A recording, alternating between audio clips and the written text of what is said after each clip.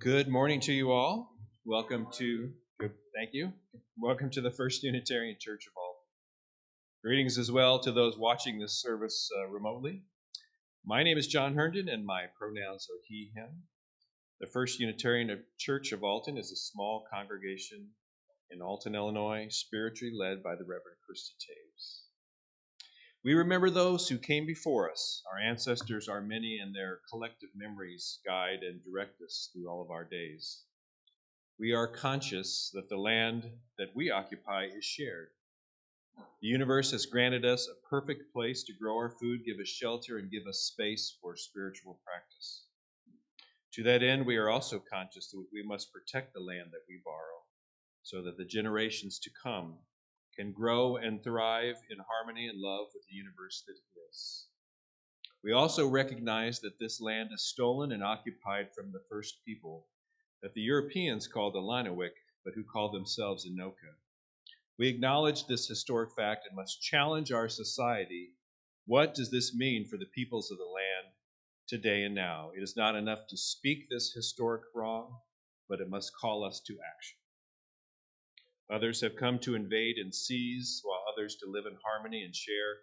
Our land is baptized in the blood, sweat, and a river of tears from enslaved Africans who were forced from their homes and the home of their ancestors to become chattel property in this land. May our spiritual practice recognize these relationships as we strive to live in harmony with our past, our present, and be forever conscious of the future that we create.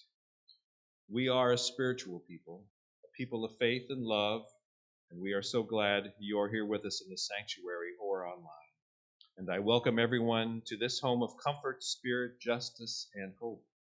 We are Unitarian Universalists. We open the service today with a prelude by our accompanist, Joy Head.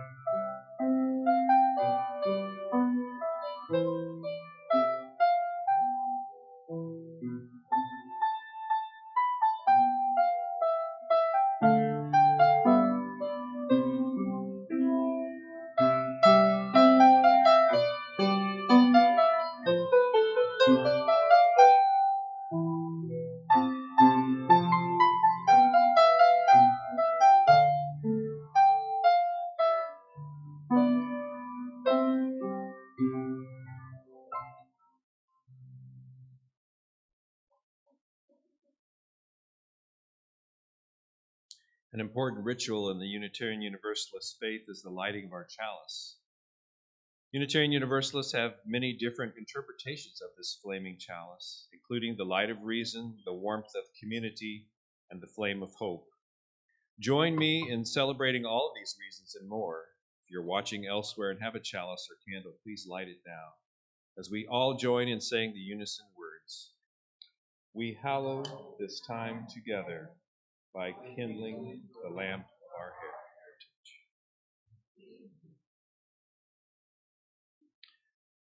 Our opening prayer this morning is entitled Forged in the Fire of Our Coming Together, and it's written by Gretchen Haley. What's going to happen? Will everything be okay? What can I do? In these days, we find ourselves too often stuck with these questions on repeat. What's going to happen? Will everything be okay? What can I do? We grasp at signs and markers, articles of news and analysis, Facebook memes, and forwarded emails, as if the new zodiac, capable of forecasting all that life may yet bring our way, as if we could prepare, as if life had ever made any promises of making sense or turning out the way we thought, as if we are not also actors in this still unfolding story.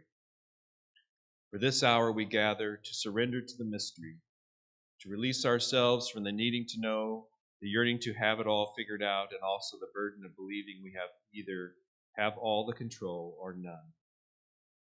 Here in our song and our silence, our stories and our sharing, we make peace for a new breath, a new healing, a new possibility to take root.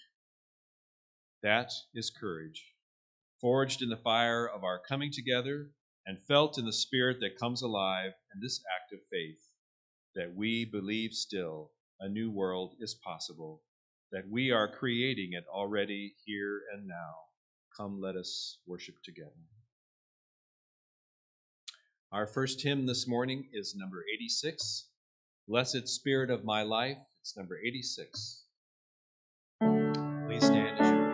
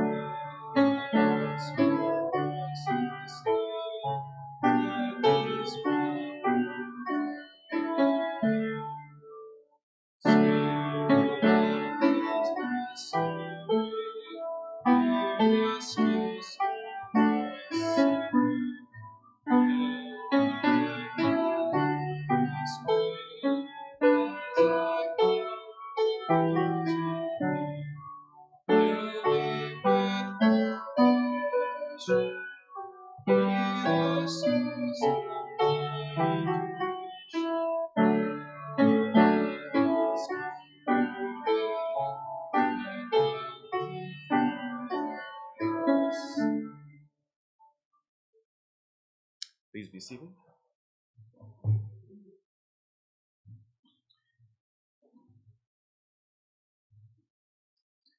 The UU principles that we meditate on today are based on the revision of Article 2. As Unitarian Universalists, we covenant congregation to congregation and through our association to support and assist one another in our ministries. We draw from our heritage of freedom, reason, hope, and courage, building on the foundation of love. Love is the power that holds us together and is at the center of our shared values. We are accountable to one another for doing the work of living our shared values through the spiritual discipline of love. And I apologize this morning, I don't have a story for all ages, so we're now just going to sing the children out to their RE. Journey as you journey, may you know, love and hope go with you, love and hope go with you,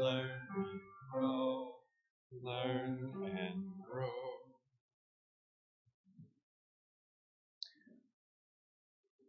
As part of our weekly worship service, we take time for the expression of joys, concerns, or sorrows.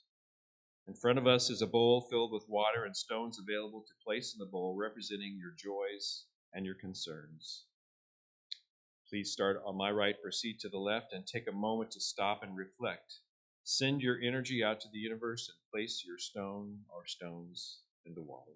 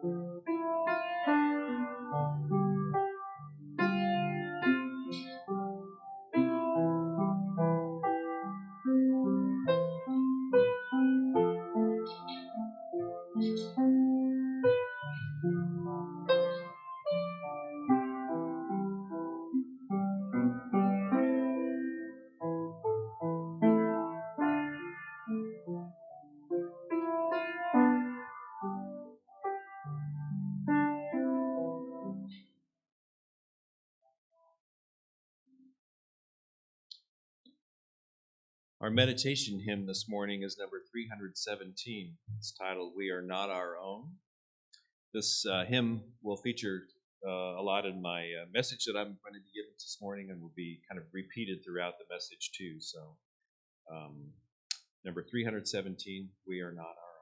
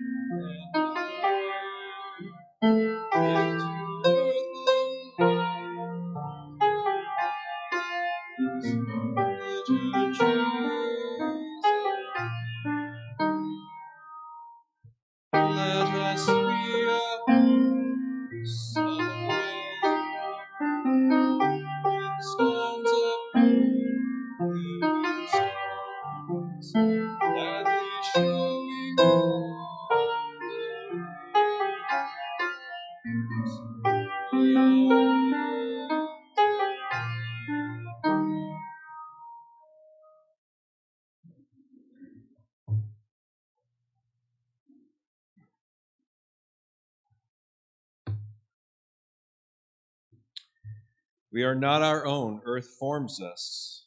Human leaves on nature's growing vines. My own religious and spiritual journey has evolved from boring, safe, mainstream Protestantism to Catholicism that was evolving from a prophetic witness to become a self-absorbed fundamentalist cult. A parody now that is a spiritual home that honors from now to my spiritual journey, which honors the quest for knowledge and a prophetic voice and an active spirituality that we find here that makes a difference and actively engages in the world. All along the journey, my focus has never been on personal salvation. Many of you probably have the same experiences, but my neighborhood growing up was a time when many people attended the church, whatever church was in their neighborhood. As such, my neighborhood had a Baptist church in it. Not everyone went there, but there were those kids who did, and one time they were always asking me, "Are you saved?" A question that confused me and one that I never heard in my boring vanilla church ever. It was explained that in order to go to heaven, you must accept Jesus Christ as your Lord and Savior, and therefore you are saved from the fires of hell. Of course, my answer was yes, that I had done that. But no, it must be done publicly, and then you are baptized.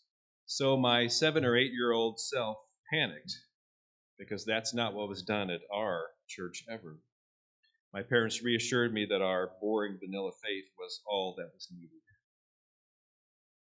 But that began my questions of what is more important, a declaration or how we lived our life. It seems that evangelical Christianity is obsessed with this self-centered theology. But yet there are many Christians who are of the prophetic tradition, that while they still hope for salvation, express their faith as a way of being a force for good in this world. Indeed, I've been obsessed for many years with this notion of what I call non-salvation. In my worldview, the purpose of religion, of being a person of faith, is what we do here and now. To make sense of this world and this equitable existence, a world centered on love. Only when equity and love are practiced is justice alive and functional. We are not alone, earth names us, past and present peoples, near and far. Unitarian Universalism provides a model of restoration, a restoring faith to a prophetic voice. Rightly, it has been said that the UU faith does not sell fire insurance. We do not promise paradise even for good deeds. Yet we seek to restore humanity to the original purpose of faith. To give witness to racism disguised as faith and heritage.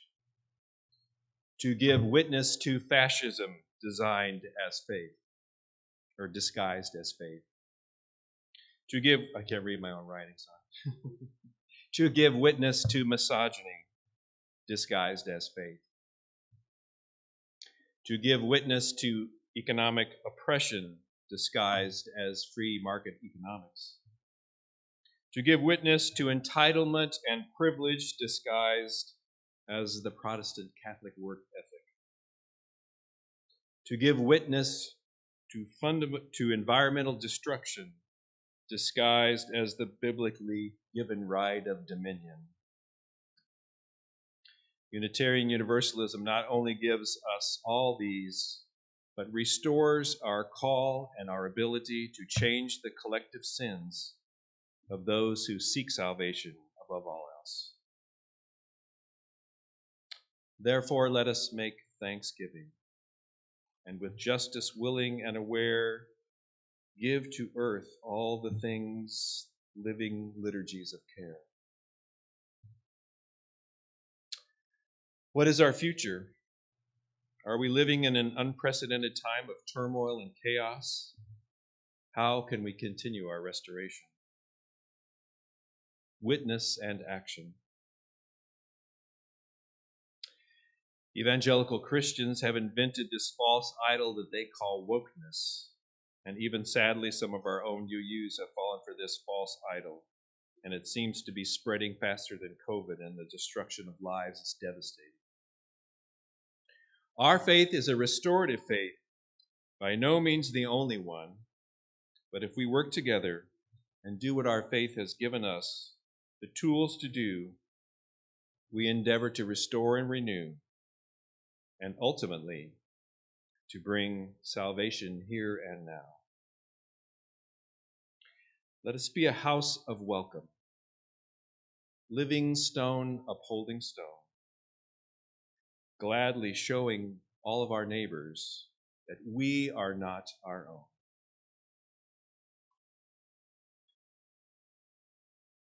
And now I'm going to do a little reading. I should have done the reading first, and I kind of skipped over that, but this reading will kind of bookend what the message was about today. The reading is from this book called The House of Hope. Many of you are familiar with The Promise of Progressive Religion for the 21st Century. It's written by two very prominent UU theologians and ministers, the Reverend John A. Burens and Rebecca Ann Parker, the Reverend Dr. Rebecca Ann Parker, who was president of the Starr King Theology School in California. So the Reverend Dr. Rebecca Ann Parker wrote a book with another minister, Rita Brock, called Saving Paradise. It's a very interesting book. It shows how the first century Christians were focused on love and caring for each other and not the ethic of the crucifixion and death of Jesus. Several summers ago, when Rita Brock and I were beginning to work on Saving Paradise, we joined my brother's family for a week-long backpacking trip into the Ansel Adams Wilderness on the eastern slope of the Sierra Nevada. To get to the trailhead, we took a Forest Service bus from Mammoth Lakes up to Agnes Meadows. And while the bus switched back up the narrow road through the pine forest, my seatmate struck up a conversation with me. He'd overheard my brother talking with Rita and me about our theological work. He'd asked if we'd written any books. So I told him about our first book, Proverbs and Ashes, which exposes how Christian ideas that the death of Jesus saved humanity have sanctioned domestic violence, sexual abuse, racism, homophobia, and war. He nodded. He said that he had been raised Catholic and his wife was the daughter of a Methodist minister. Church was important to him. But I can't believe all the doctrines, he said. I was never comfortable with the bloody crucifix hanging over the altar. I couldn't understand why we would be worshiping it. But I learned a way of life from the church that I have not rejected. What's that way of life? I asked. Oh, it's simple, he said. Love your neighbor as yourself. Try to help, not harm. Do what you can to make a difference. He went on, we do foster care for kids. He said it was heartbreaking to see some of the violence, abuse, and deprivation these children have experienced. But he and his wife welcomed them into their home and did what they could. Not even love can repair the damage sometimes, he said. I know, I replied. He asked what book topic I was working on now, and I answered, Paradise. Paradise, he mused, and looked out the window of the bus for a few moments at the bright sky, the deep green pine forests, the alpine meadows coming into view, and rising above them the sharp peaks of the minarets. Do you mean paradise like where we are right now? Yes, I said, like where we are right now. We both gazed out the window for a few moments, breathing the pungent fresh air. This is enough, he said. You know that because you help kids, I said. A cloud of thoughtfulness passed over his face. Yes, he replied, that's right. We come to know this world as paradise when our hearts and our souls are reborn through the arduous and tender task of living rightly through one another and the earth. Generosity and mutual care are the pathways into knowing that paradise is here and now. This way of living is not utopian. It does not spring from the imagination of a better world, but from profound embrace of this world. It brings hope to today, to this moment and its possibilities for faithful love.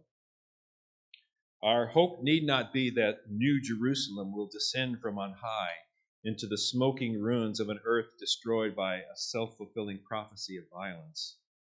Even less need our hope be that a righteous few will be raptured to another world, nor do we look only to the future, laboring to serve an idealized vision of what could be. Our hope can be that from within the heart of this world, paradise will arise.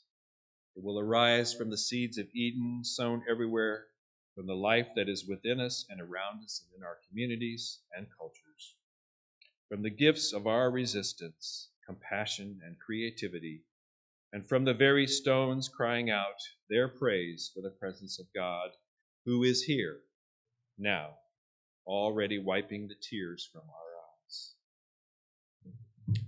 Let us be a house of welcome, living stone upholding stone, gladly showing all our neighbors we are not our own. So may it be.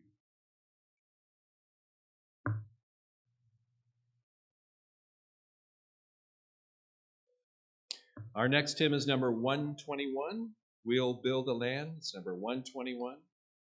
And I would ask you to rise as you are, as you can.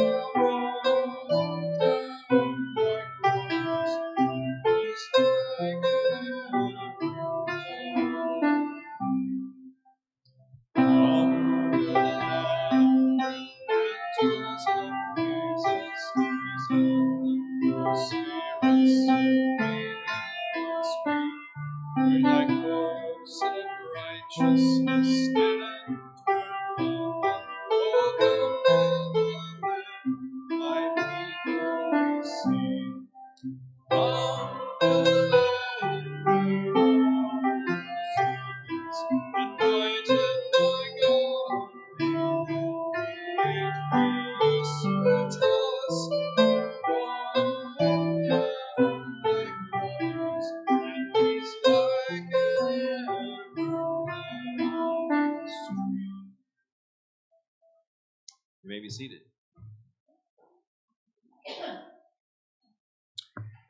Stewardship is both financial donations as well as volunteering your time, talent, and treasure. We continue to need support for worship, for coffee hour, ushering. If you can't write a check, please help our church survive and thrive by offering your time to help. Please give what you can because all of your gifts are needed for our church to prosper. You may mail your financial gift to the First Unitarian Church, Post Office Box 494, Alton, Illinois 62002. Or you can give electronically through the GiveLiffey or PayPal links that are on the church webpage. If you are willing to donate your time and your talent, please contact a board member and let them know what you would like to do to help. Give what you will and what you are able, for you are a generous people.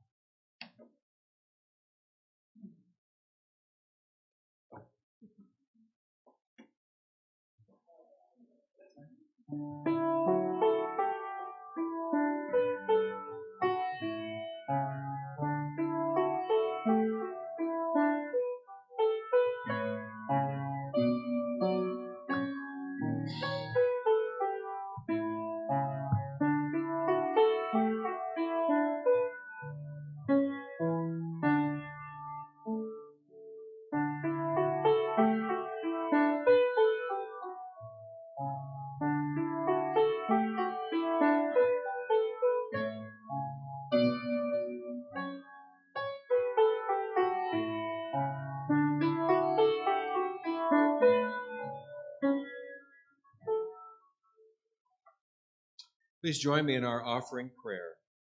May this offering equip us to inspire love and to seek justice.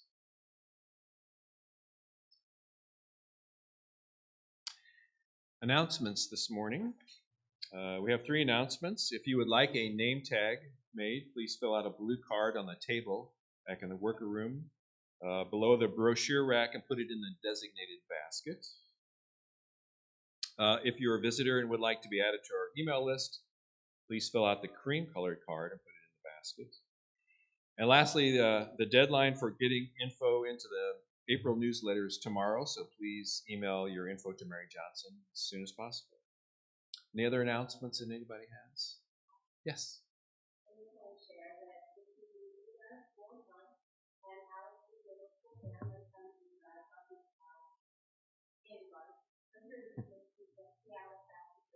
Wonderful, thank you.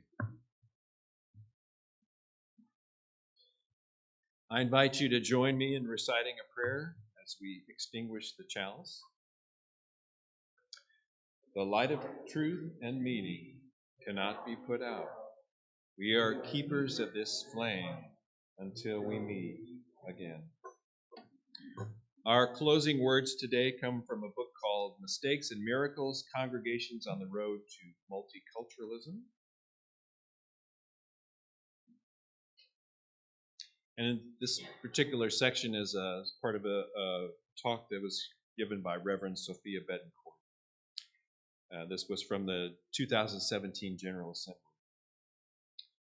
I'd like to invite folks to spend some time thinking about what the heart of Unitarian Universalism really is. Not what it looks like, not the old, familiar, comforting expression of it, but what is Unitarian Universalism to you? What are the central values, not necessarily the messages of how they're expressed? Where is the faithfulness for you? Where is the spiritual practice for you? Where is interwoven community and relationality for you? What are the things that can never be set down?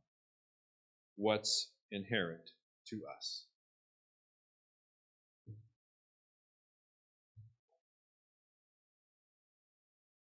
So may it be. Have a wonderful week, everybody. Thank you very much.